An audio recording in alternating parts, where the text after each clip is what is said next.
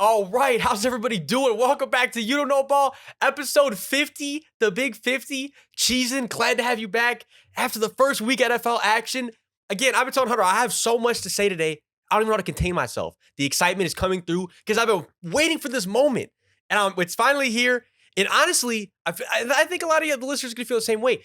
I feel like week one was a lot more insane than anyone else pictured it to be.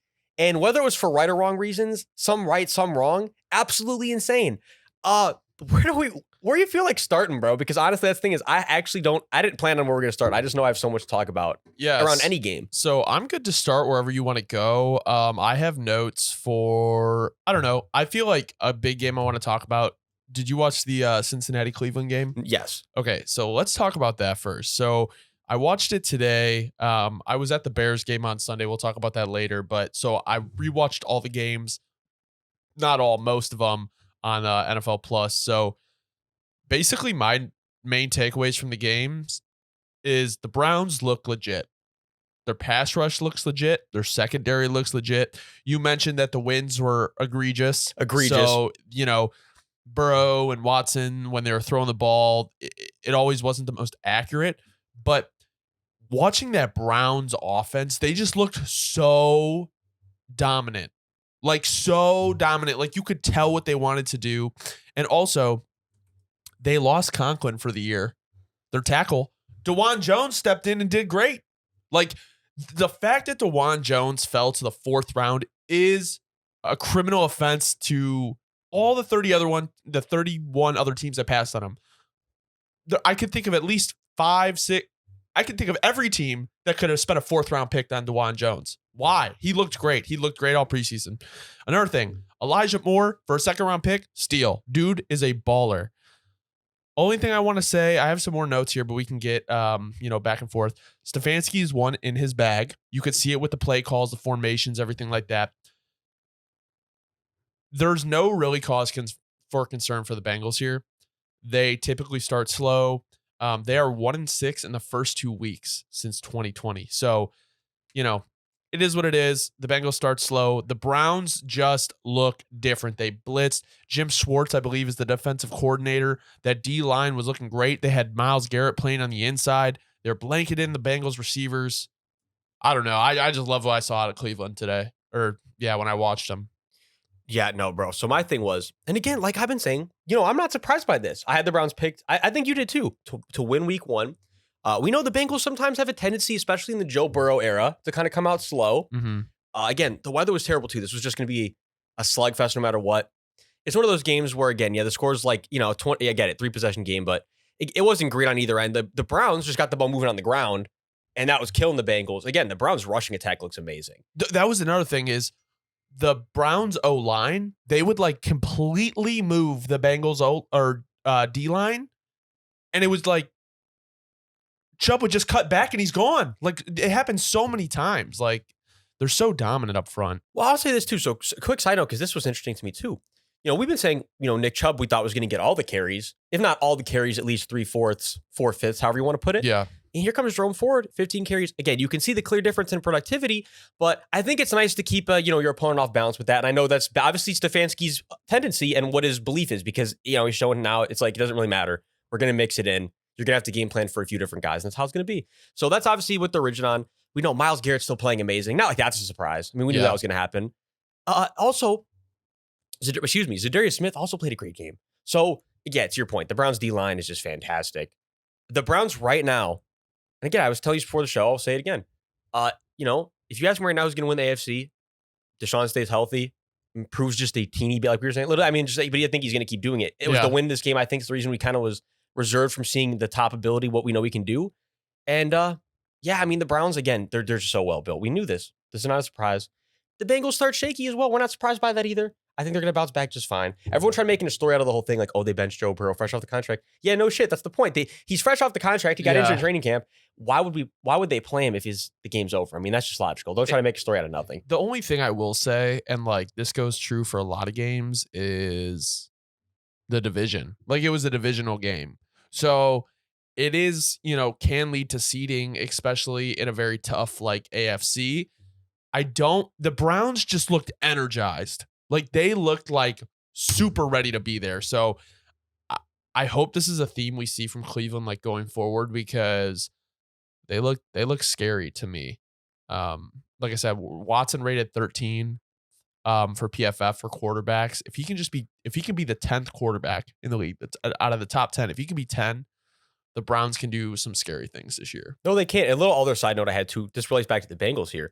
But so T. Higgins held without a catch, only second time in his career. But I know he's looking for that money and all that. So Yeah. this is going to be interesting. Just a little something to keep track of here. I would say if you're keeping track like a boxing score, round one to the Bengals on as far as the negotiations go. Yeah.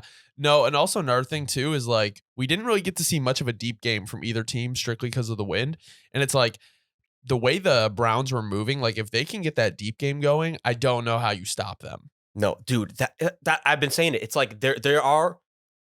I don't want to even compare them to any team, but when a team is just any team I've over the years that you're like that's a very well built team and they have a good quarterback around them. I mean that's the Browns right now. Yeah. Just all around well built. Do you have anything you want to talk about next, or should I just move into? I'll have anything. I'll you know me. I'll have something for every game. So whatever you're thinking about moving into next. So the next game I really looked into was Carolina versus Atlanta, because obviously the Bears have Carolina's pick, so I wanted to see how they would be. Atlanta, they spent a very high pick on Bijan. They had what, 7? Yes. Okay, so they spent the 7th pick on Bijan. Okay, so Atlanta has an incredible backfield. Tyler Algier is great. Obviously, Bijan is better, but like to have that duo in the backfield is amazing. They got to work on pass blocking. It was really weak. Desmond Ridder is going to be a game manager. Like that's what he's going to be. Like strictly a game manager. I think I was watching when I was watching, a little thing popped up. It was like halfway through the third quarter, he had like 31 yards.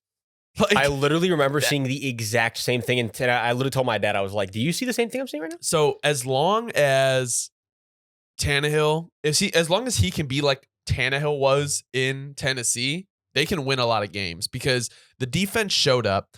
Atlanta had like really, I think he had one deep pass.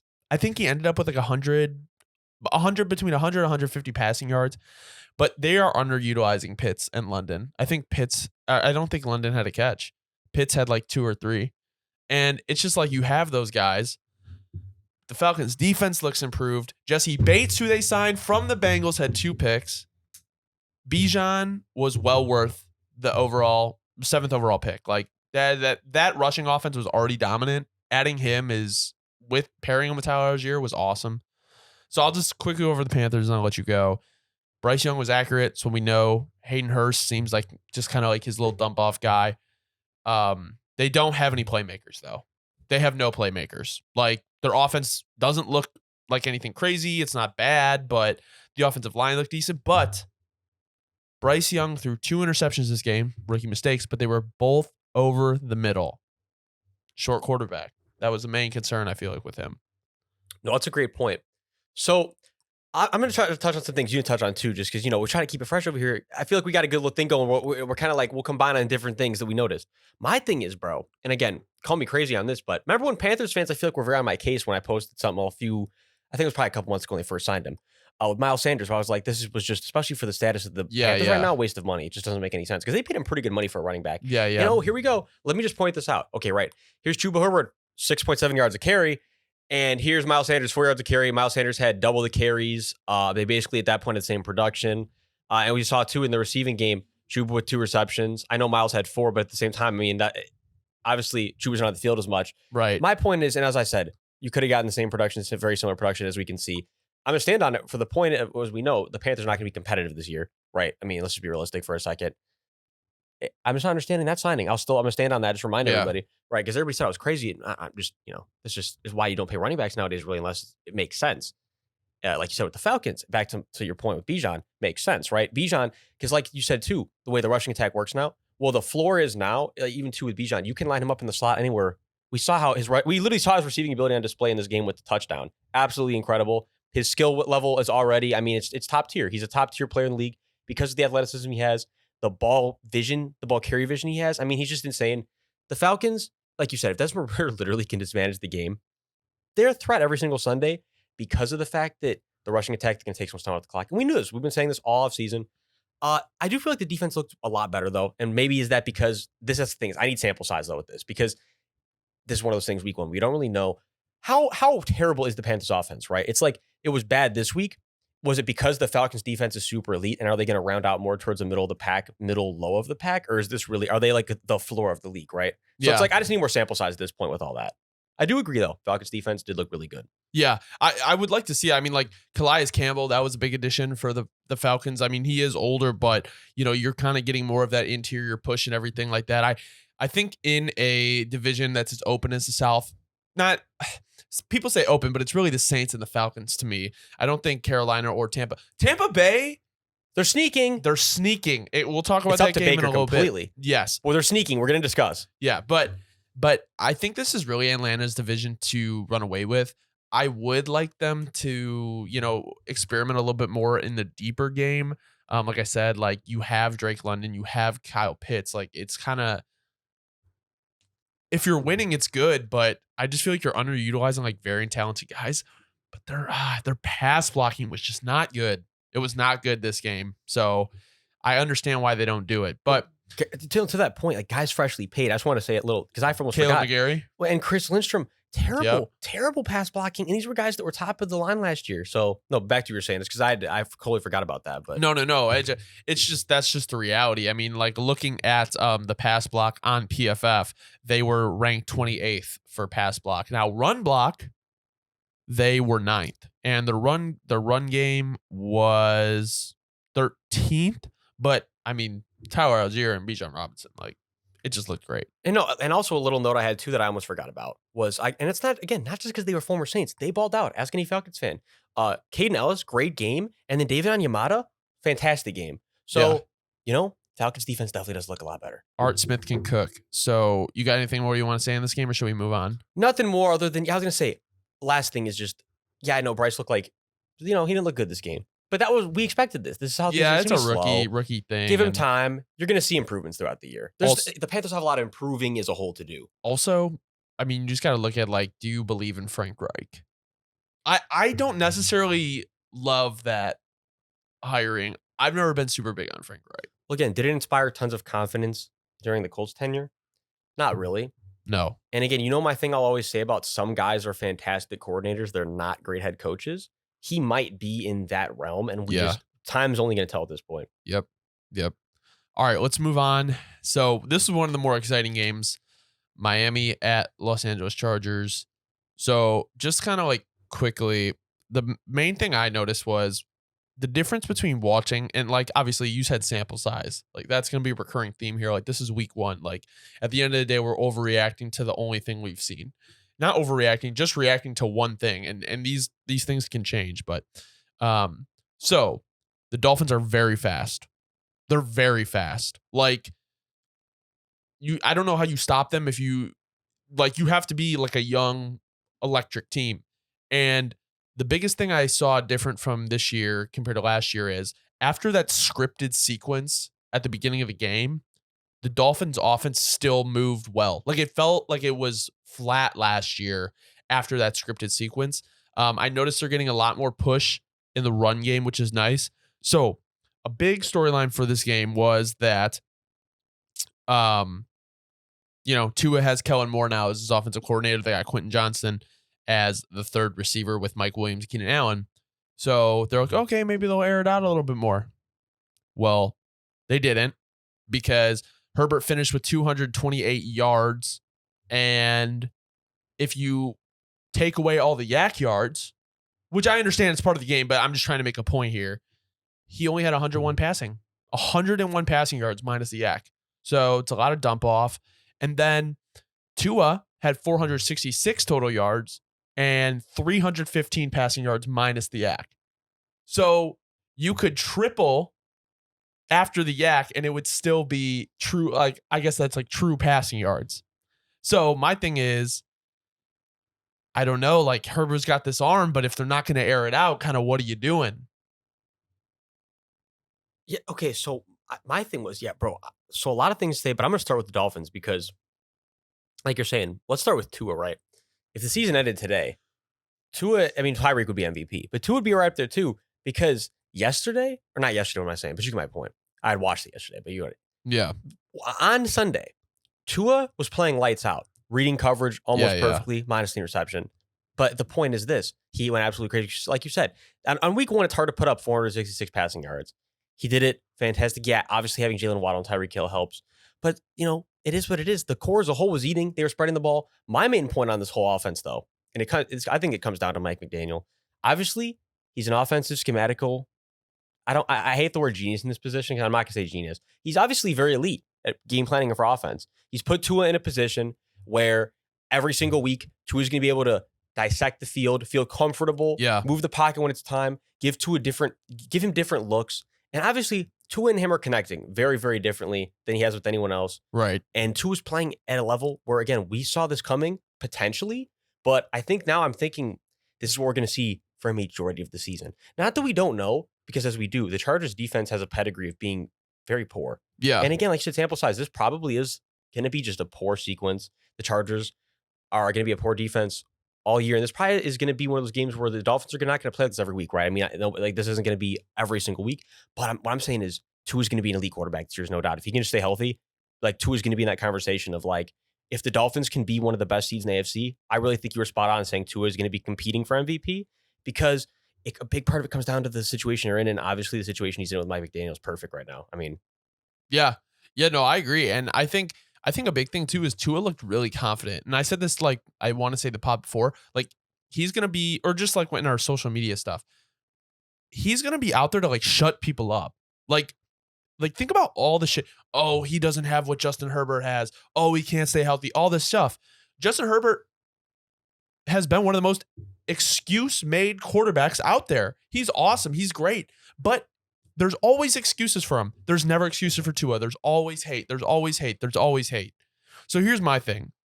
Tua did put the ball in danger a couple times, and they were dropped. But the way he processes the game is crazy. And another thing that I'm gonna, it's a tale of two sides here.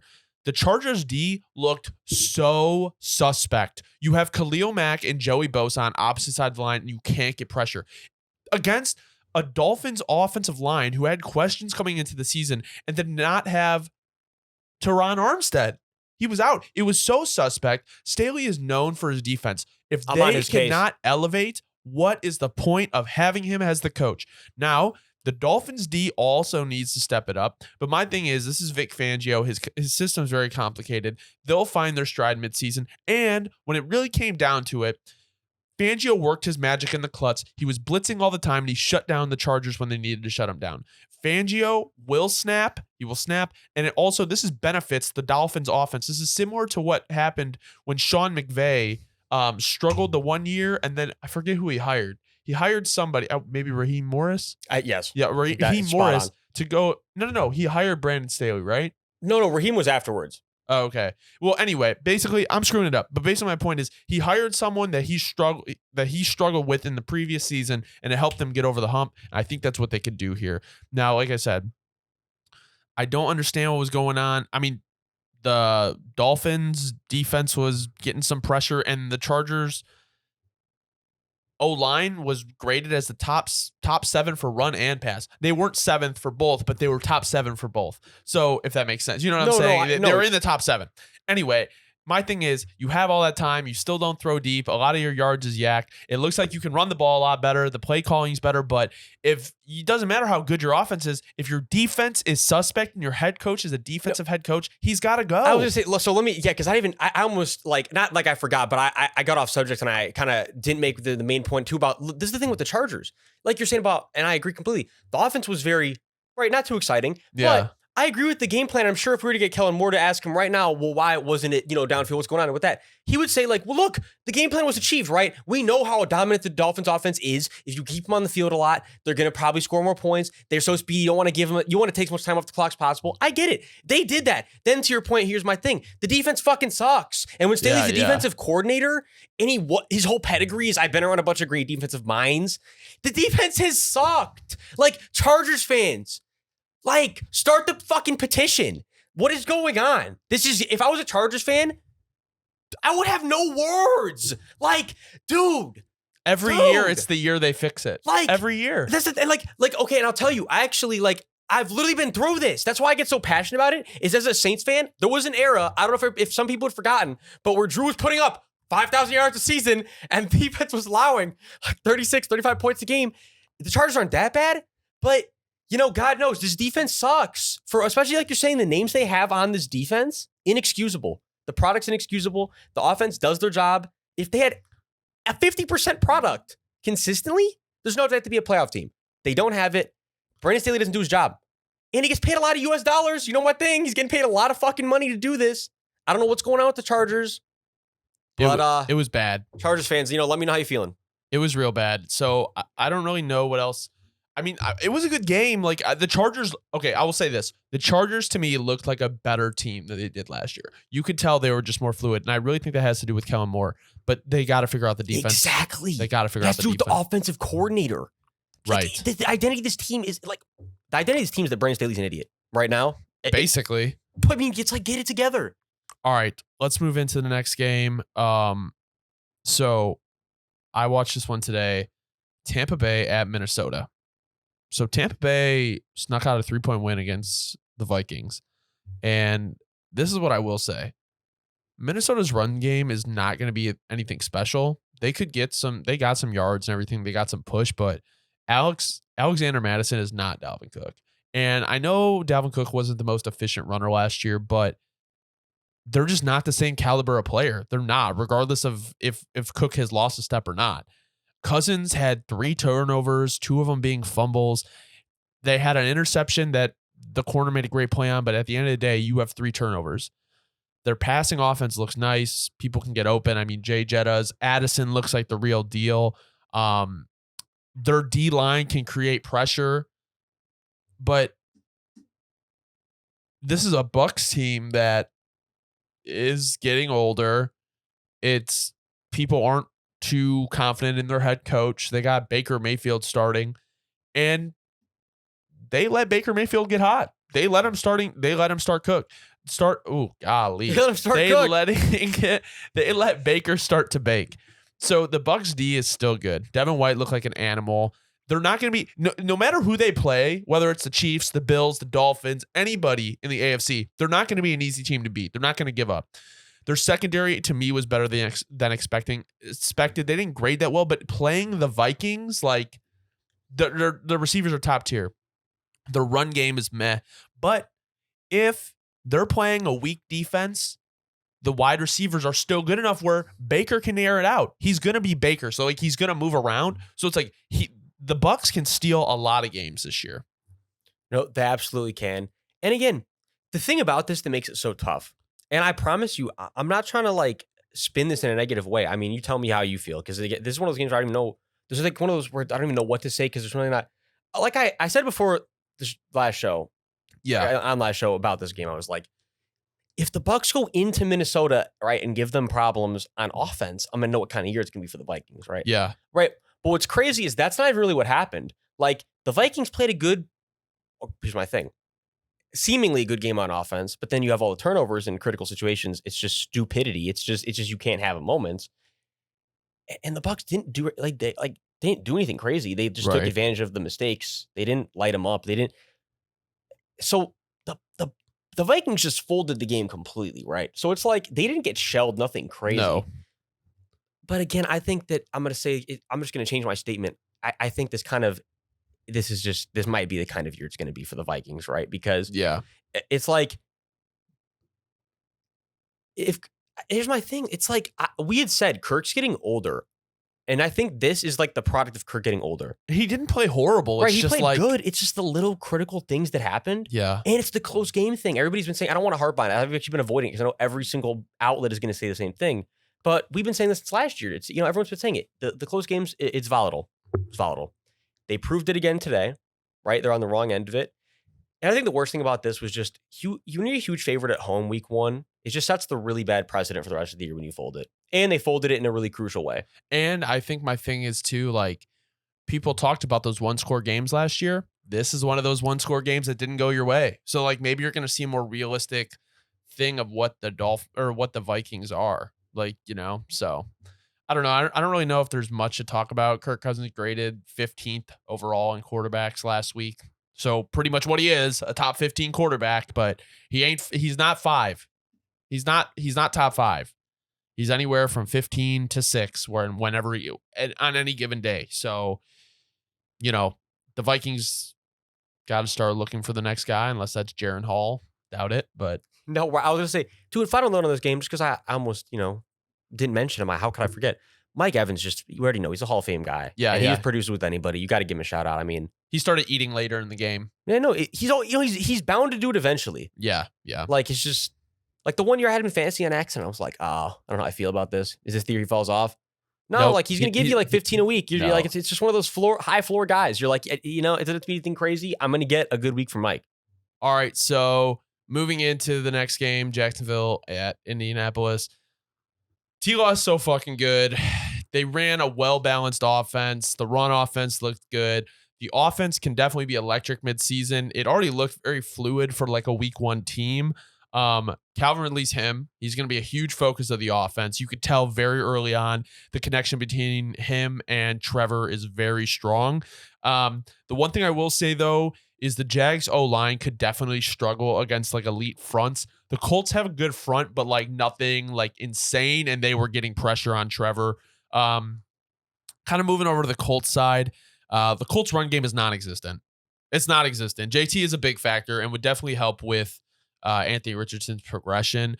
I don't think they know what they want to do back there. Indy's offensive line was okay. It wasn't anything great. It wasn't horrible. But I will say, if you watch this game, Anthony Richardson looked a lot more pro-ready than a lot of people would expect. He'll be a nightmare if he can get his accuracy right. Not to say it was anything crazy. It wasn't anything crazy, but if he can just really hone in on that accuracy, he's already going to be a stud in my opinion. But it was way better than I expected for a week 1 quarterback. The Colts as a team, not nearly as bad as I expected. If they had run game, this was probably a win. This was that's a what's close so crazy. game. This was a close game. And then just the last point, the Colts D-line was creating good pressure. They did pretty well. The Colts, good week 1. Shane Steichen, hats off to you. Yeah, I was going to say, well, that's where I wanted to start is like, we got to give a shout out to Shane Steichen, right? Yeah. I mean, had his team way more ready than prepared. Or way more ready than prepared. What am I saying? You know what I'm trying to say. They had them way more prepared than everyone expected. On top of that, kind of one of the narratives was how ready is Anthony Richardson going to be, like you were saying. And I think we were more on the side of he's going to surprise a lot of people. Yeah. Very happy to see that's what obviously translated. And again, like we say, athleticism, right? Athleticism usually translates. Go figure. Yeah. And we knew he was going to, it's top tier athleticism. You rarely see a guy like A-Rich.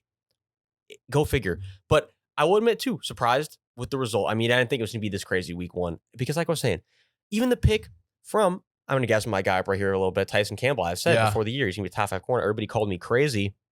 I remember he's going to have a lot more picks like that this year. The way he read it perfectly, sat in the flat, dropped back on it just perfectly enough. It was an elite pick. It wasn't like Anthony Richardson just tossed something incredibly stupid. It really wasn't. And if that's how anyone wants to make it out to be, come see me because that's just false. Great play by Tyson Campbell. He should have basically had, from that perspective, no interceptions on the day. Yeah. And a much better day than a lot of other quarterbacks in the league that are considered, elite. And you get my point. I'm just, obviously, they were given different circumstances. Every team's differently prepared at this time of the year. But the point is, A-Rich surprised a lot of people. I think we saw it coming.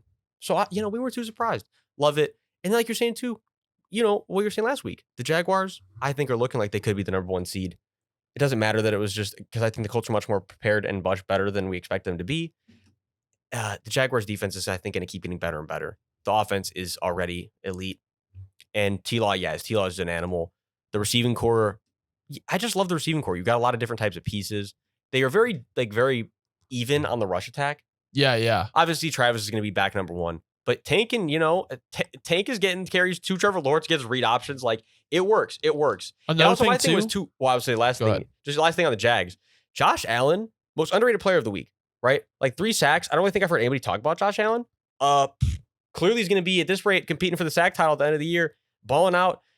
Ferocious. And I just got to give him his props. Got to give him his props. The only thing I was going to say, and I was going to let you go, is 4 receivers on Jacksonville had 5 receptions or more. So it's just like he's spreading the ball out. It's even though Doug Peterson offense. Yeah, I love Doug Peterson is killing it in Jacksonville. Do you have anything else? Michael Pittman had a good game too. Well, last thing, not just you said it. What works perfectly is the type of receiving core they have for A-Rich too. It's just A-Rich doesn't have to be translate out just like we said. He has to be perfectly accurate. He's going to get the ball in the realm of them, and they will make the play because that's what they're getting paid to do. Yep. Believe it or not, they don't. He doesn't have to be perfectly accurate. These guys are talented. They're big. That's what the Colts built the roster. I don't think they had this in plan, but point is, young quarterback, you don't have to be perfectly accurate. Let me give it to the guy who's 6'4". Works perfectly. It's like the whole core. Yeah, the Colts can surprise a lot of people this year. Okay, so I have Las Vegas at Denver, Green Bay at Chicago, Buffalo at New York Jets. And then that was kind of my extent of the games. So do you want to discuss anything outside of those? Because I know you probably watched them all. Let's see, why don't we do those first? Okay. And I'll just go over the other ones real quick that we didn't touch on. And I'll just go over any points that I had about it. All right, let's do Green Bay at Chicago. So here's my thing. I just want to make this clear to everyone who actually listens to these and watches the video. I'm a Bears fan. We know that. But what I'm making clear is I'm fading the Bears. Until they prove me wrong, I'm fading the Bears. The Bears' offense and defensive game plan was abysmal. Outcoached on every level. They looked unprepared. It was horrible. It's like everything they learned about Justin Fields that works last year, they threw it away versus a Packers team with a new quarterback. And I'm not saying Jordan Love played incredible. He didn't play incredible. He played good.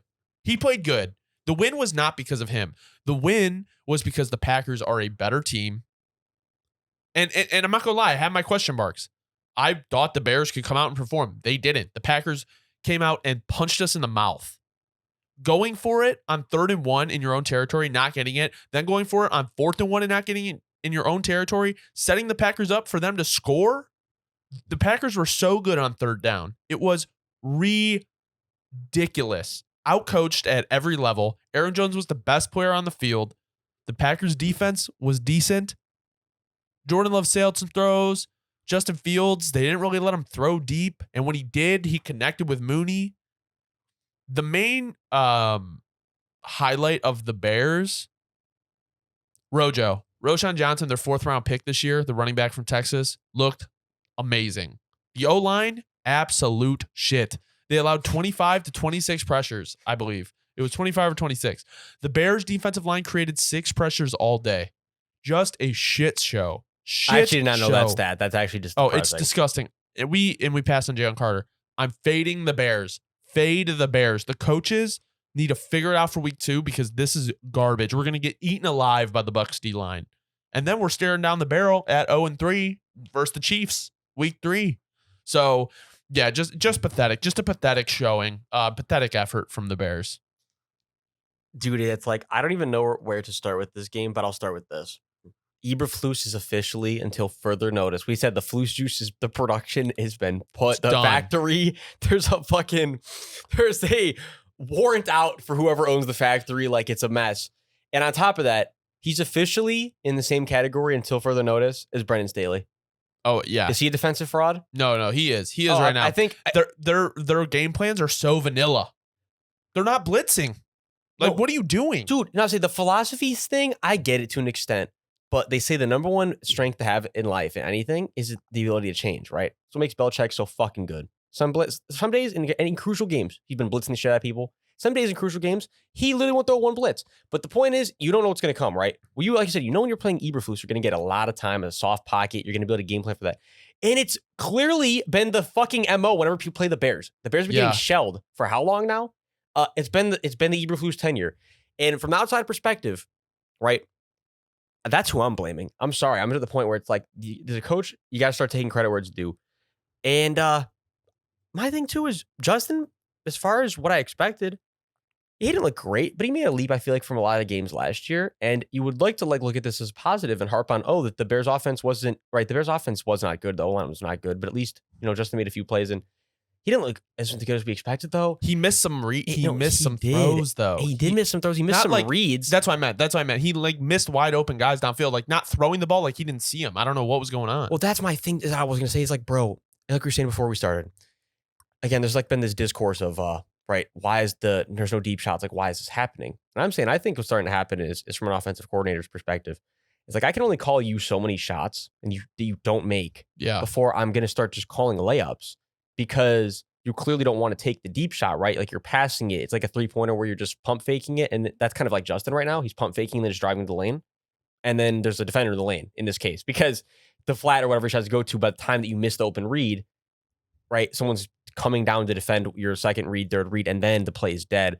Like we were saying, the difference between Justin and much other quarterbacks in these situations is he's athletic enough and crazy enough with his feet to make it work where he can extend it long enough for somebody else to maybe zig open, maybe streak back up the field, right, against lower tier athleticism guys, maybe linebackers. But that's not, again, that is a volatile thing. It's not sustainable. And we know that. The Bears offense right now is not good. They have no identity. They haven't had an identity for fucking at least 8 years. And from a non-fan's perspective, bro, it's getting depressing. I'm telling you this. I want to, right? This is my thing about the Bears is like the Bears, stop making me look like a jackass. The Bears have made me look like a jackass for far too long. I've been trying to gas you guys. My whole life, I've been trying to get the city excited, fuel the excitement around me. You know, I got a lot of Bears fans around me, but no, lo and behold, the Bears just don't want to do shit, apparently. And again, I think if this season goes rough again, right? And I don't care how you guys are drafted, even if Caleb Williams like sitting in your guys' lap. The question around this team from now on is going to be ownership based, decision based. The Bears have got like tons of soul searching to do, seemingly, bro. Like a lot of things have got to be changed from the very within. Yeah. And it's like, again, it's like, I don't remember who exactly said it, but somebody in the Packers, they just said they're like, well, we're still the Packers. Like Aaron Rodgers left, but like, we're still the Packers. And I think that's the thing is they are because the essence of the team is still like smart. Yep. It's like right now, the essence of the Bears, it's like poor decision making. It has been. And that's really the reality of the issue is that. That's what hurts. Bears fans know it. I'm not saying anything nobody knows. I'm just bringing it to the light because the media for so long has been just like, right, we know the Bears have been terrible, but it's like the why now needs to come to the surface. The why is that the decision making has just been so poor for so long. The why. And it shows. And again, like I don't want to harp on the Bears for too long, but it's like the free agents didn't show up, right? There's just so many things that aren't going well. It's literally giving me a headache. From the non-fans perspective, it's giving me a headache, bro. That's how much the Bears have been fading my takes on them. And I knew I'll ride this though. I've been saying Jordan Love's going to be a good quarterback, and he didn't even play that good, and he still put up 240 yards, basically 3 touchdowns. Yeah. You know, 140 of those were on third down, third and fourth. And I say a big chunk of them came from screens and shit too. But it's all about making the throw and having the O-line to make the throw. The Packers O-line was awesome. So it's like, yeah. I'm not going to harp on this any longer. The truth of the matter is the Bears have a lot of soul searching to do. Yeah, garbage. All right, Las Vegas at Denver. Don't have a ton here.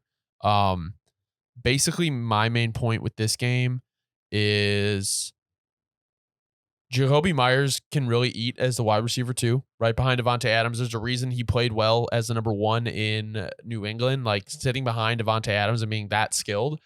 Jimmy G looked good.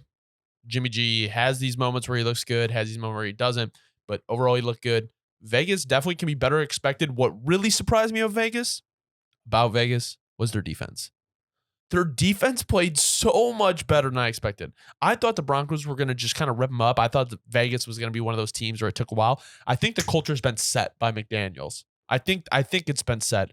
Russ didn't play amazing, but much better than whatever the fuck was happening last year. Whatever was happening last year is out the window. He looks way more calm and collected.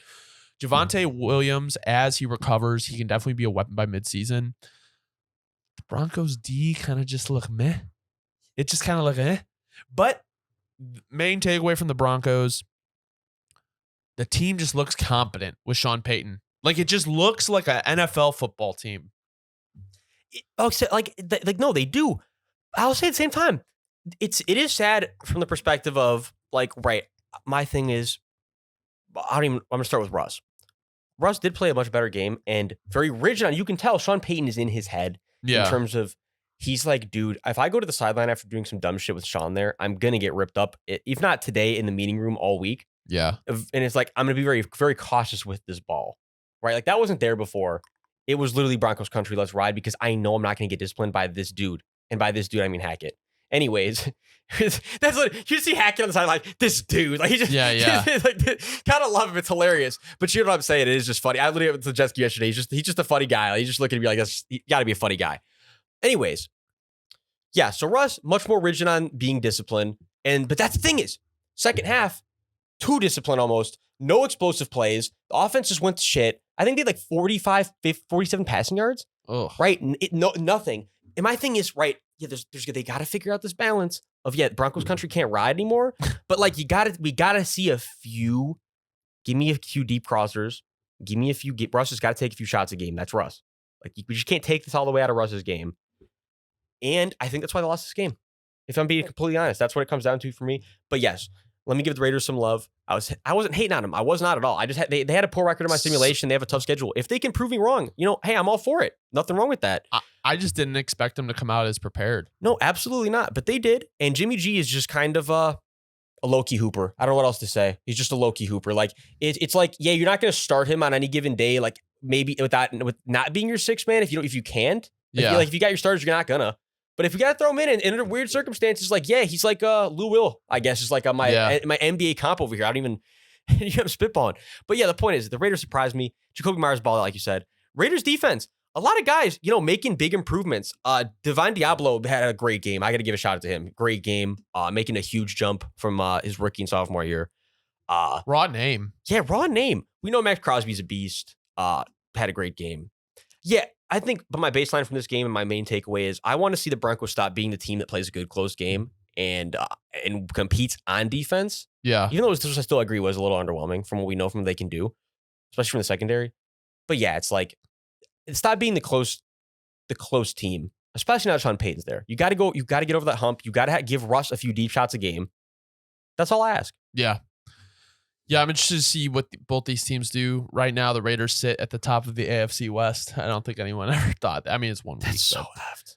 The only game I have left on mind is Buffalo at New York. So do you want to go over some other ones? Or yeah, I'll say let's go over some other ones first. Let's go over the other ones first, and then we'll get back to that one. All right, so the ones we didn't touch on. So let's go Texans, Ravens first, King. So I'll be quicker on these ones. Okay. But number one, right? From standing in the pocket, finding receivers down the field perspective, right? The playing quarterback perspective. Like CJ Stroud outplayed Lamar. And if you're a Ravens fan, it's not a good sign. Because again, the narrative has been, and I've been a Lamar defender, trust me, all the audio waves are still out there. Go back if you think I'm lying. That, Lamar is going to make a big leap.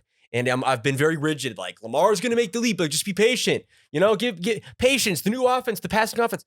Dude, let's be real for a sec. It was an underwhelming game. And as we know, the Texans secondary is nothing amazing. I'll say though, Texans cornerback duo, they played a great game. Like their D-backs, D'Amico Ryans has his defense playing much better than a lot of people expected. So let me be clear on that. I'm going to give them props where it's due. Nothing about that is false. That's actually very true. The Texans defense, I think, point is going to be a lot better than people expected this year. Right? Maybe even win them some games, dare I say, against more inferior opponents. They're going to have games where you're like, yeah, the defense, that's going to be the identity of this team in the future. Yeah. Is that's going to be, you're going to be a defensive team where the offense is going to play good functioning football. As what we saw today, the Ravens are just a better team. But the point is, or I keep saying today because I've seen, you get my point. Y'all know what I mean on Sunday. Bottom line, Lamar has a lot of growing to do throwing the ball. He has, and this has been the narrative, and it's getting concerning because the timeline keeps moving along. And they just paid him. It's just, right. And if you're in the AFC is never, ever. I was scared for a second. I was literally like, what the fuck? I'm looking at the box score. I was like, yo, some paranormal shit is literally occurring on the pod. Like, yeah. No, funny shit. But yeah, bro, the Ravens, though, everybody else, I don't even want to say Lamar looks bad, right? Because Lamar's Lamar. What Lamar can do. But, everyone else, they had a great game. The running game, still, you want to see it improve, though. I'll say that. Yeah. The run game, run blocking. Zay Flowers. See, that's where I wanted to. Zay Flowers, though, yeah, you got a good one. Zay Flowers, Jordan Addison going to be competing for best rookie receiver. But, that's going to be a crazy battle to watch. CJ Stroud, though. Good game, all things considered. Tank Dell, good rookie game. I said rookie game, good first game. A lot of guys. I want to say something really quick. I made a talk saying Nico Collins was going to be raw, and people were on my fucking head. 6 receptions, 80 yards. Dude, we said, no, we said also too, like, and again, I know he didn't do anything this game. We said, though, John Mechie and him and Dell, low key, like sneaky trio going on. They're good. Like, straight up. Robert Woods was hooping too. That's why I would have went with Mechie over Woods. I kind of thought that Woods was like one of them guys like, yeah, you bring him in good for experience, good for veteran leadership, but he's not going to maybe get as many reps. No, hey, he clearly, Bobby Tree still has him in the tank. Yeah, no, I was hearing the talk about Lamar not really I mean, it's week 1 in a new system, so we'll see. But That's the I'm thing, excited. too. The new system, it is what it is. And he didn't try to do anything too insane. I'm not going to sit here. He didn't pull a Josh Allen. We'll get to that later. He definitely didn't. He didn't pull Josh. I got to give credit where it's due. All right, so let's move on to the next game. What's the next one we got to go with? Let's go. We'll breeze over this one. But Cardinals, Commanders. Well, bottom line on this, and I'm sure every Commanders fan feels the same way, right? Like, that's not going to cut it. It's just not going to cut it. And yeah, the Commanders' D-line did look really good. But again, you expect a lot of things to look really good against a team that we know is going to be struggling the majority of every snap they play this year. And it's no disrespect, because again, let me be clear, I know Cardinals fans are waiting for this. So like, this jackass, what is he saying? Look, the Cardinals showed up and they played a lot better than everyone expected. There's no doubt, right? Like, the Cardinals, a lot of people on that roster showed up to win. There's no doubt. When you play on the roster, of course you're gonna. The coaching staff put together a much better game plan than I expected. They should have beat the Commanders, right? Like, they really should have. The Commanders showed up, didn't play well. Sam Howell, yeah, he can make a few throws. Yeah, he made it work. But it's like against one of the more inferior defenses in the league. It was what we want to see. And it's like, I don't think it's a storyline I don't think Sam Howell's going to have an explosive year. And I think Commanders are still looking to establish that position. They still don't have a ton of identity on offense. That's been a thing we've been saying forever. The Commanders are really in that la-la land territory where they have so many things built well, but then all the essential things aren't really in place yet. And it's like, I don't know where to go from there. I really don't. Weird team. And yeah, the Cardinals, though, too, yeah, better than expected. But I think I'll compare this. What I was going to say is I thought they were going to win the game. So my take was going to be that they're just going to be like the Texans of this year. Remember when the Texans had that first win? Yeah. And everyone's like, oh, well, yeah. And with what was the coach? How am I forgetting? Lovie Smith? No, it was the year before. It was David Coley. Yeah, and he was giving the speech, and everyone's like, yeah, this team's no. Even if they won this game, I think they would have lose the next, 14, the next 15, whatever. You get my point. Most of the next, and they would struggle really hard. Yeah, they didn't. The Cardinals are still going to have a really tough year, is what it is. But they showed up much better than expected. And maybe Jonathan Gannon is here to shut me up about him being a one and done. Maybe I'll give him credit on that. They showed up much better than I expected. But it's like, other than that, nothing too crazy. Jahan Dotson played a good game. He said he was going to. So the Jahan Dotson breakout, maybe real, maybe coming.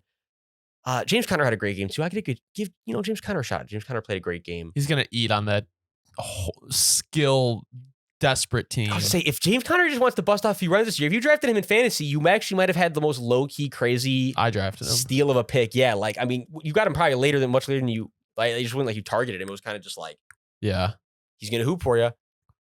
All right, and then on to, oh man, a game I want to talk about, San Francisco and Pittsburgh. See, that's what we got to go to next, because it was just like, what was it? It was I'm trying to think. Wait, where were they? Were they in San Francisco? Oh, they're at Pittsburgh. Okay, so what the fuck?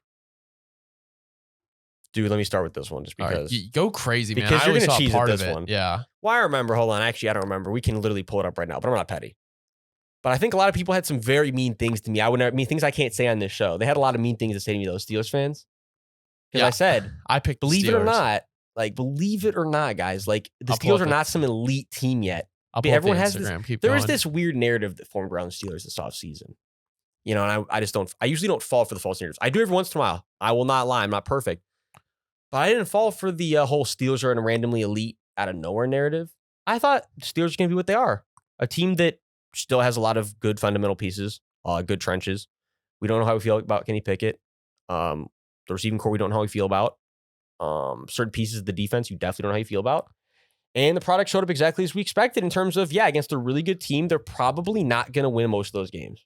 And I have nothing to take back from the take other than this is basically exactly what I expected. Because the San Francisco 49ers are still a really good team. And it's not that the Steelers suck. That's not what I'm trying to say at all. It's just this narrative around the Steelers that was formed, I just didn't understand. And I think I'm here to reinforce that I don't really think it was true. Yeah. But I'm not dunking on anybody. So let's get objective here. Let's get back to reality.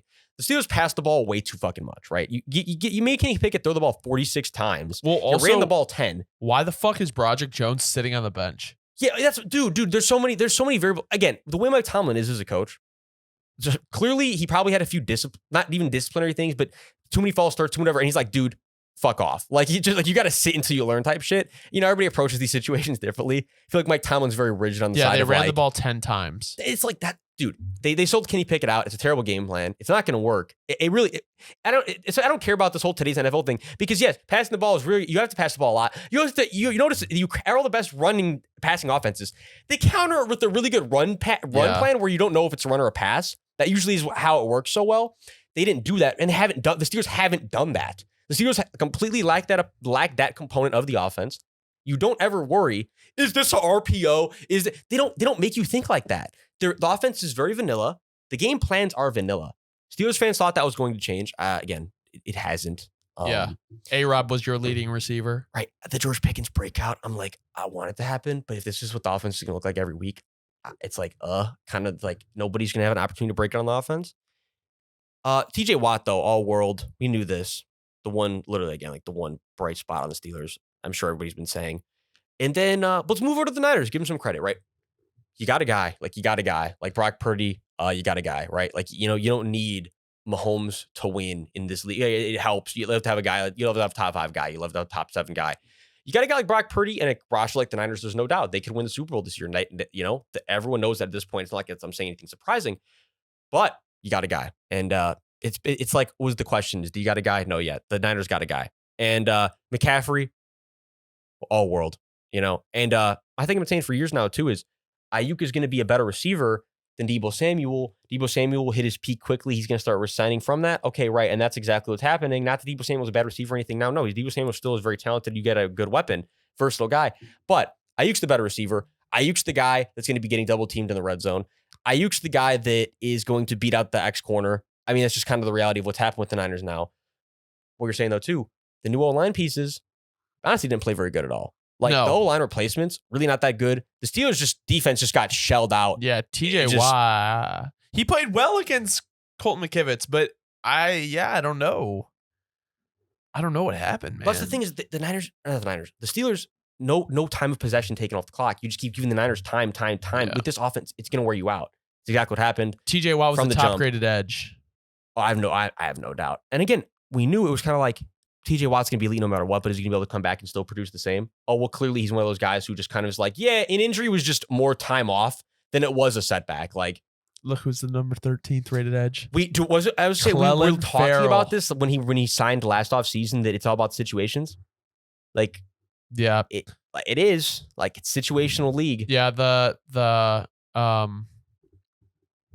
49ers had 3 edges graded in the top 16, which is crazy. And Drake Jackson also too is an absolute beast. But that's also, side note, but we're starting to see this more and more. The Eagles, and my point is some of the best units of D linemen in the league.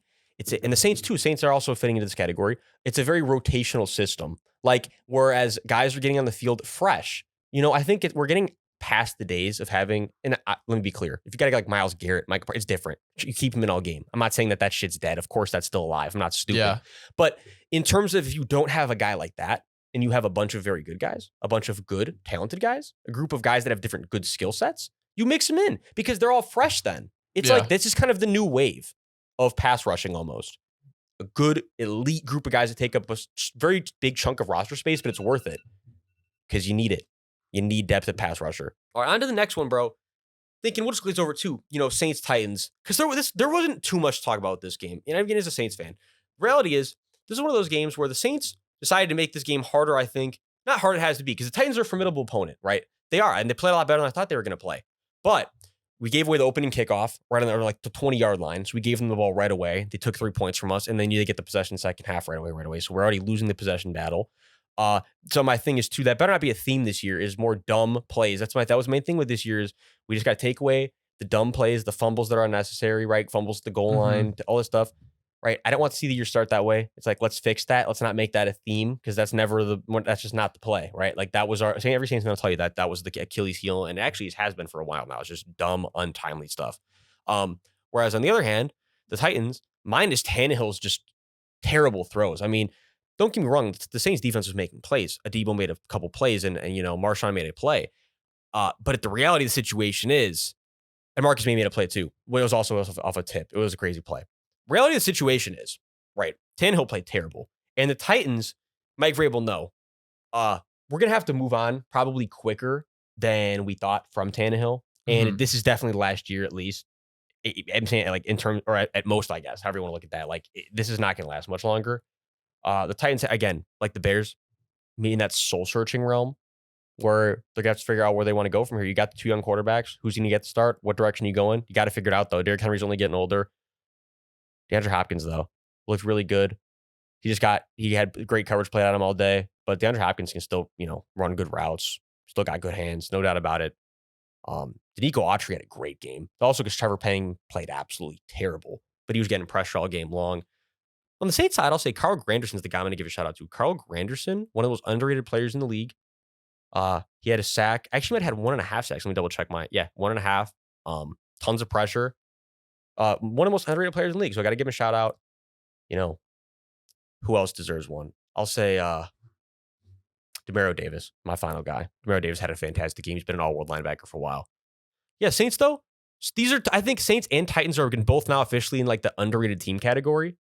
Because I'll say I feel like the Saints already were underrated by a lot of people. I've had them in that realm of like, we have a weak schedule. I think we're going to surprise a lot of people. Yeah. But I was down on the Titans, and I'm like, after yesterday, or I keep saying, what I'm saying, after Sunday, I have no doubt the Titans will round out at least 7-8 wins this year. I don't think they're going to go much higher, but I don't think they're going to go lower. Yeah, I mean, like, I didn't really see the game, but I guess my thing is like, it just seems like one of those games. This is what I will say: Tannehill having 3 picks is disgusting. Oh, they were bad throws too, and it's just like, at what point do you just let Will Levis cook?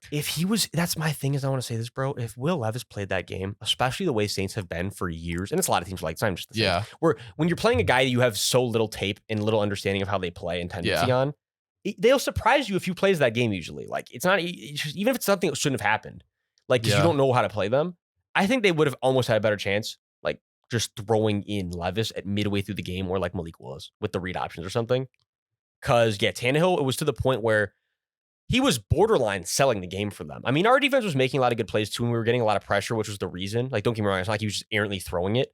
But whenever he was getting pressured and he would make a throw into coverage or something, like, it was like, we were like, oh man, like they were bad throws for sure. So, okay, it's like, to your point, you got to move on much sooner than expected at this point. The question's been, does he have a couple years in the tank?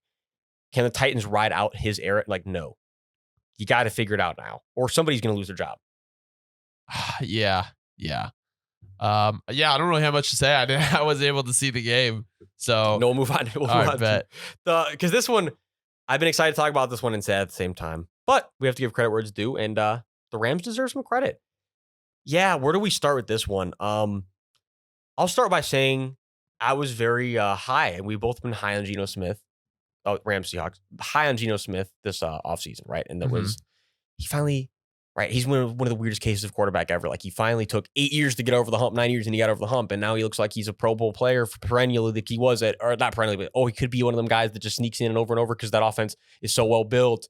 And was Russ, was the look again? I'm not going to overreact to one game. He could bounce back and be great, top 10 passer again in the league, and we might forget about this game, and it could be what it was.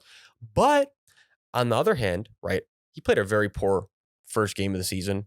Didn't take any deep shots. I would say it didn't miss like a ton of reads or anything, but didn't really take a ton of shots. And that's what you want to see. That's Geno Smith last year was taking shots, right? Like you're like, okay, he's going to take some shots and it's going to work because he has an elite receiving core. Wasn't the case. The Rams shelled them, dominated them. Stafford, probably the most impressive quarterback from week 1, right? Like it's like he diced them up. It doesn't matter. He had no touchdowns. He diced them up, right? They got it done with on the ground in the red zone. It's fine. That's how it works. Sometimes you don't have to get it done through the air. Yeah. If you get it there through the air, it's the same. Basically, Matt Stafford's doing his job. He's doing great. And my point is too, when Puka Nacua and Tutu Atwell are playing like LSU Justin Jefferson and LSU Jamar Chase together, I got to give credit to Sean McVay. It's like, well, hold on a minute. And these dudes in Puka's first NFL game and one of Tua's more, recent like prime opportunities of getting the role at like starting XY like role. It's like they have them looking this dominant and this well prepared. I got to give credit to Sean McVay. The offense is elite, and we knew this. He's reiterated it. Sean McVay is flexing at everybody saying, look, I'm an offensive genius, and I say, I don't like saying genius. Well, Sean McVay clearly is in this realm of he can make it work with anybody. Yeah. He knows exactly what he wants to do, and he makes it work. And you got to give credit where it's due. Kyron Williams with 2 touchdowns.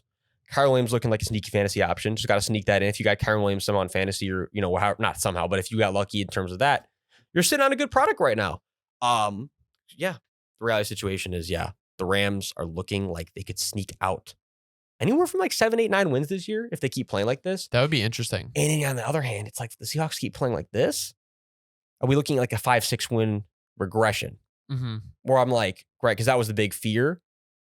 And I don't want to lean towards that because, again, I'm not going to overreact. But in terms of, the defense too, all the guys that I wanted to see make a jump, right? Like, okay, I want to see Boye Mafe make a big jump. I get it. He had a good game with pressure and stuff, but no sacks. No interceptions, no big plays from the secondary. It's tough. I can't really take anything super positive from this game from the Seahawks side. Mm-hmm. But with the Rams, surprising. And the receiving core is clearly we thought was going to be the weak point, I guess. Maybe that's just a Seahawks thing, sample size thing. But it's looking like they're not going to miss too many beats. I think Eagles fans would all agree, like, okay, maybe you want to see Jalen Carter have more I said Jalen Carter. You want to see Jalen Hurts have a more explosive game, post-contract, post everything that happened. But it doesn't matter because, right, we knew the Patriots defense is going to play you a good, stout game. And it's week 1. You can't do anything super crazy against the Belichick defense. They played it smart. They played it concise. And it worked. They almost folded the game. They literally gave the Patriots every opportunity possible. Patriots just didn't take advantage, even on Tom Brady night, which is crazy. That's a little disappointing if you're a Patriots fan. But also objectively, we thought the Eagles were going to win this game. They would march in and do their job. If you're a Patriots fan, I think you got to look at this positively. Hey, we played, who should have minus 3 turnovers. They could have been the Super Bowl champion. We know someone who could have been the Super Bowl champion caliber team.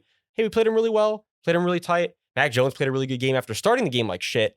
That's a really good sign, right? Like Mac Jones got some moxie. He's not just going to fold under pressure like we've been seeing. Good signs all around. On the other side of things, I'd say the Eagles receiving corps, as we know, still loaded. Patriots run game, that's one thing I want to say. The Patriots have got to get the run game going. Yeah, I thought it would be a little bit better with Zeke and Ramondre. That's why they lost the game, if I'm being completely honest with you. Ramondre, though, we'll give him credit due. Ramondre is a pass blocking beast. Got to give him credit where it's due for a sec. Ramondre steps up for Mac consistently, just takes a hit. But he's happy doing it, and he's great at it. And I feel like nobody gives credit where it's due for that. I'm going to give credit where it's due. It's a tough job. He does it incredibly well. Even though he didn't show up on the box score or anything, hey, that shows up. He did a great job. Big part of the reason they were able to keep the game close, get back in it.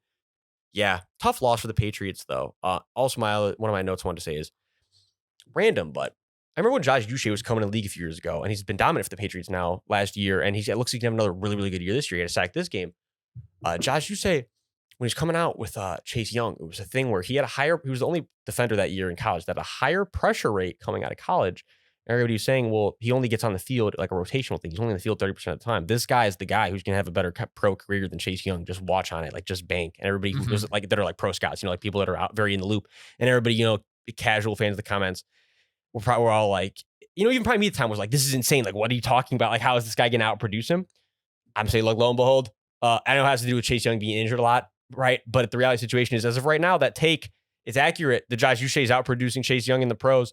Josh Uche's had a very good pro career, and he looks like he's going to be a very productive pro for a long time. And again, talk about underrated guys. Yeah, he's one of them. If you don't know Josh Uche by now, you got to start watching. You got to start paying attention. We're talking about a really good pass rusher here. And then also on the topic of good pass rushers, why did everybody pass on Jalen Carter? Because I knew this was going to happen. At least I was certain. Again, I knew. This is how people were calling me Yeah. really mean names. I can't wait to clip this. I want to see if y'all still willing to call me the same thing.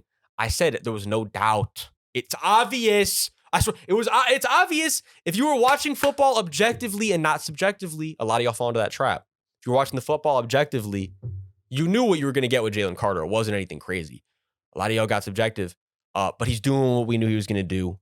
He's dominating the league. He actually was objectively the best pass rusher in the entire league week 1. He's a monster. Oh, and he's one of the best defensive prospects of the last decade. Yeah, I'm a mic drop on that. The Eagles got an absolute future legend if he can stay healthy. Again, it's if he can stay healthy caveat. Everyone knows that, but that's the reality. Let that man stay healthy, and he's going to dominate. Yeah, I'm fucking sick that he is this good. I knew he would be, and the Bears still passed up on him, so it is what it is. But he didn't. His personality wasn't in line enough with the team. You see why I think that's a bunch of bullshit. That's why I've been saying bullshit for a while that it's a pro locker room of grown men. Like, not everybody's going to be the same, but as long as they all have the same goal, it's like all that really matters. Yeah. Like, I'm going to stand on that, right? Like, Jalen Carter clearly wants to win football games. He clearly dominates football games. Yeah. These GMs are overcomplicating it, bro. Making it too hard on themselves. Howie Roseman clearly does not. Howie Roseman loves making it easy on himself. You got to love a guy like Howie, who's just, he's down to go balls to the wall to make it easier for himself. Got to respect it. And then finally, bro. Man, oh man. Actually, no. We still have the Cowboys-Giants to do real quick, but we'll glaze over this one because there's really nothing to say other than, again, are you surprised by anything that had occurred other than the fact that it was such a blowout? Like, no. We knew the Cowboys are a better team. We knew that the Giants were going to regress. And it's like, oh, and we knew the Giants fatly overpaid Daniel Jones. And like I've been saying, bro, this shit is not going to work.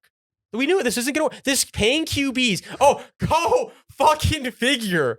Go figure, bro, that spending half of your team's salary cap, 1/4, 2/3, whatever, 2/5 of the salary cap on one guy who could get injured at any point, that could decide he doesn't give a fuck about football anymore at any point. All these things really exist. Stop caring as much. Like, you know what would happen? It's like, this is all real stuff. Dude, they paid a guy who's not the guy. No. And again, is he fair enough where he's can be a starter in perfect circumstances? Has he shown? Yeah. Is he no, are they gonna? I'm not gonna be disrespectful. It just this isn't gonna work. This paying the QBs all this money. Everyone's people again. I'm back. I'm on my hot takes today, bro. I'm reviewing my takes. Where everyone said that's not true. You got to pay the Q. Yeah, you do got to pay the really good ones. But this isn't gonna work. This just folding and like letting the other team's agents just tell you exactly how it's gonna be. No, owners are gotta start standing their ground, telling these QBs to fuck off if they're want more than they're worth. And it's kind of like the running back thing. Let these contracts keep showing the ones that aren't going to work, and it's going to hit a point where every GM is going to be like, yeah, no, too many of these just don't work, and we got to figure out a middle ground. We're on pace, clearly. The Daniel Jones era of this contract, it couldn't have shined more clear from my take on week one. I think it was going to be this bad. But besides that, the Cowboys look like an absolutely dominant team. They have they have the best D-line in football, and they're dominant. They look nuts. Dable era is going to come crashing down. So this is what I will say. I didn't see the game, but, don't get me wrong. Like, I think the Bears coaching staff is a problem, but a lot of people were upset about Dable. Okay, so what did he accomplish last year? He snuck into the playoffs, beat the Vikings, and now they're stuck with a team that's definitely not going to compete with the upper echelon of teams because they have Daniel Jones on a $40 million contract. You can't make that up. You can't. The Giants are the last team you want to pick to be your fucking franchise in Madden, right? Yeah. I mean, you're like, yeah, not them. The guy that's paying that fucking 71 overall boo-boo. Again, I'm trying to be disrespectful because Daniel Jones isn't terrible, but in terms of what he's getting paid, he's terrible now because in terms of valuation, that's terrible. He's dragging down the roster. When you're paying Daniel Jones 9, 10, 12 million a year, 15 million a year, it worked. Even 20, it works. Yeah. Right, it works. But you double that, anything past 1.5ing it, you're done. And it's now a bad contract and it's bad value. And we're seeing it. Like, it's all in terms of how the value ties to you. I'm going to say you're good or bad. And in terms of objective value, bro, it's bad. And it's I mean, Geno Smith is like the perfect contract for those type of QBs. Oh, right. And that's the thing is, imagine if they paid Geno again, the $40 million a year, and that's how he came out right yesterday. Again, my point of how the valuation, we would be sitting blowing up that situation of how right, but we're not for a reason because it's not that bad. But when you do shit like this, then now it's bad. Oh, and it's worse than bad. It's fat regression. Well, that we saw coming, but it's fat regression bad, right? I mean, yeah, regression, the Giants, and there was a lot of people going crazy in the comments, just about like our take about them not being better this year record wise. So let's move into the last game here. Man, this one's we rough. have Buffalo and New York Jets. A-Rod has been confirmed with a Achilles tear, so he's out for the year. So dude. I don't really know what you do from here. You can't really run it back with Zach Wilson. Me and Dobbs are talking about this. Like, you have to go get a veteran quarterback. Josh Allen kept putting the ball in harm's way. He had 4 turnovers. I have so much. The Bills' defense still looked elite. Stephon Diggs, he's still one of the best receivers. The run game is still meh. Like, it's just eh. The Jets' offense looked electric, minus the O-line. so much talent in the skill positions. Breece Hall looks like he's back, healthy, fine. So that backfield's great. The Jets' D is legit, but they're fucked without A-Rod. Like there's really no like there's no positive here, man. Like That's like, yeah, bro, this situation is genuinely just depressing. I'll say, I'm glad the Jets won the game because I don't want to say it might be one of the highlights of the year because I do genuinely believe they're so well built of a team that they still could go win like 9-10, maybe pushing 11 stuff, 9-10 games, right? Like, and somehow we won't, the AFC's tough. Maybe, just maybe, still sneak into the playoffs. But it's a point where, yeah, it's like, well, let's look at this in reality. No matter who they go sign at this point, even we said, okay, so the best case scenario, I think that everybody's coming to terms with, just from a contractual and any type of way, logical, possible standpoint. Yeah. Probably Jameis, right? Like established starter in the previous times. He's thrown for 5,000 yards. He is super reckless at times, but he's definitely toned it down. You have enough good weapons that it would make sense. But then it's like, that's my thing that I went back to is it's like, again, the thing with Zach Wilson is, well, what's worth it even better at this point? It's like, do you believe enough that if you bring in one of these veterans, you can really go all the way? It's like, again, I love Jameis. I'll ride for Jameis forever. But it's like, do I see Jameis taking them and then leading them where he's the one lifting Lombardi and like, yeah, I'm the reason that like, that's where it gets really tough is, yeah, maybe he didn't have to be the reason because the Jets defense is so good. But you get what I'm saying? It's just it's a pipe dreamy scenario versus the alternative where it's like, look, we're probably not going to win the bowl regardless. But if in which fucking 0.1% chance that we did, I'd prefer it, or the run at least at it, to be with Zach because then he had some confidence. We actually have a chance to build that confidence. And if he's the future guy, I'm not just pissing another way you have this contract away and then like, but I know the point was to sit him the whole year regardless. Yeah. So it's like, my thing is like, I think he gains more from sitting than playing at this point, and playing him kind of like is. Why don't you say, like, this is my thing. I'm going to give him some credit. Because if credit. Rodgers comes back next year. But it's my thing is I want to give him some credit for a second. And I know like that. I know it's not going to just like, because he gets 1 week of practice, it's going to look a lot better. Like I know this. Nobody's going to tell me something I don't know about as far as concerned. Like, yeah, I know he's not going to make a huge jump. Like my thing is though, for the perspective of that he didn't get any starting reps really in this offseason. And right, he's had none of this communication and time to develop anything with the starters. Yeah. And he did not expect to play. I think given the circumstances, I think he played really well yesterday. Like I don't think he's getting enough credit. Like normally in any circumstance, when you watch a backup come into a game in which the starter was, especially as hyped up as Aaron Rodgers on their debut. And especially against a team like the Bills. That's what I'm saying. Like a good pedigree defense. They don't even throw the ball. Like they trust him enough to let him throw it on big downs, and he made big throws. Like it especially, I'm giving him credit in situations where everybody, including me, was like, no fucking way they're going to convert this. Like, just no way. Like 3rd and 7, 3rd and 11. Like, this is dead. Like, there's no way. And he stepped up, threw pressure, and delivered. And I'm like, you know what? I believe in that shit enough that I'm like, I'd rather at least try to build on that. And I get what you're saying, though. Does it probably help him to sit? Maybe it does. But it's like, in the weird reality. They're not getting anywhere with anybody else. I know. It's like I almost look at like best case scenario is just to get him fucking gunsling. And then you either learn really for sure. Do I have something? Like, now I really have no choice. The hype was around us. It's like, there's just no way to win. Honestly, the only way you win is if you trade for Jameis and he plays like an all-pro, which is very, very likely not going to happen. Because I love Jameis, but again, he's Jameis, and you don't really change someone's DNA. Yeah, it's just like I don't see like any team that trades anybody.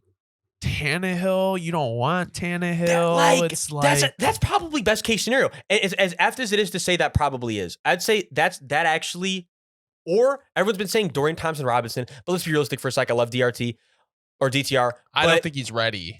Dude, it's so much different when they're out there with the starters. And the play style that they run is that's not the offense. Like everyone just thinks that Hackett just apparently, I guess, is going to develop a read offense overnight and have a new terminology for it. Like, that's not how things work. Like, it's like, I wish it was that way. Yeah. But Hackett would be like, what do you want me to do with this guy? I don't run I don't run his style. Like, I don't run read options where I can not that he couldn't make him good. Of course he could, but he couldn't maximize him. Versus, like, I need a guy that can just drill deep throws, right? Like, that is Hackett's ideal quarterback. Like, pocket, tall, deliver deep throws.